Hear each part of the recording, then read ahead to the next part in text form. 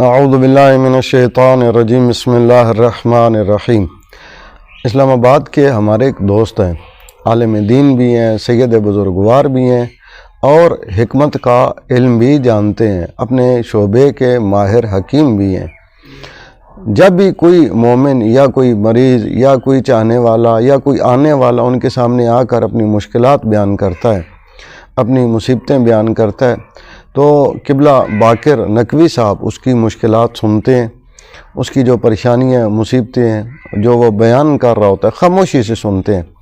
اور جب وہ اپنی مشکلات بیان کر لیتا ہے تو سید بزرگوار مسکرا کر ایک جملہ کہا کرتے ہیں، یعنی اس کا مطلب ہے کہ اللہ تم سے راضی ہے۔ یہ مشکلات کو دیکھنے کا ایک نظریہ ہوتا ہے کہ آپ کس نظریے سے، کس اینگل سے اپنے اوپر آنے والی مشکلات کو دیکھتے ہیں۔ اگر آپ اس نظریے سے دیکھیں کہ یہ جو مجھ پہ مشکلات ہیں یہ اللہ مجھ سے راضی ہے، اس لیے مجھے تکالیف میں مشکلات میں مبتلا کر رہا ہے، تو آپ کا جو مشکلات کی وجہ سے پریشانی، دکھ اور غم کرنا ہے وہ ختم ہو جاتا ہے۔ اگر کوئی یہ سوچتا ہے کہ میں گنہگار ہوں اور یہ مشکلات میرے گناہوں کی وجہ سے ہیں، تو بھی یاد رکھیے گا یہ بھی اللہ کے راضی ہونے کی نشانی ہے، وگرنہ اگر اللہ ہم سے راضی نہ ہوتا تو جیسے اس نے فرعون کو چھوٹ دے دی تھی، جیسے فرعون کو اس نے ڈھیل دے دی تھی تو ہمیں بھی وہ ڈھیل دے دیتا، لیکن اس نے ہمیں چھٹی نہیں دی، ہمیں اس نے چھوٹ نہیں دی، بلکہ اس نے ہمیں مشکلات میں گرفتار کیا تاکہ ہم اللہ کی بارگاہ میں آئیں، پلٹیں، اس سے رجوع کریں، اپنے گناہوں کی معافی مانگیں۔ یاد رکھیے گا انسان کے اوپر جو مشکلات آتی ہیں ان مشکلات سے نکلنے کے لیے اہل بیت علیہ السلام نے بہت ساری دعائیں تعلیم فرمائی ہیں۔ امام جعفر صادق علیہ السلام ارشاد فرماتے ہیں کہ جو شخص بھی روزانہ 10 بار اس دعا کا ورد کرے گا، اس دعا کو پڑھے گا، تو اللہ تعالیٰ اس کی 45,000 برائیوں کو مٹا دے گا،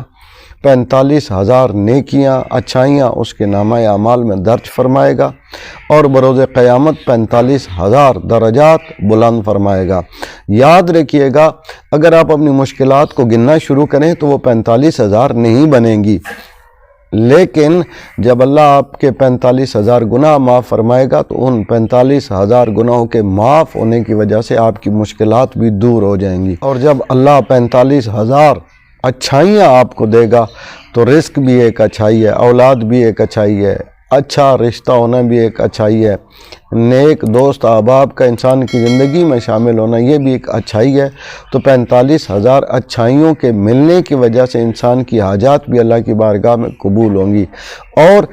وہ دعا کیا ہے؟ بسم اللہ الرحمن الرحیم، اشہد ان لا الہ الا اللہ وحدہ لا شریک لہ الہا واحدا احدا صمدا لم یتخذ صاحبۃ ولا ولدا۔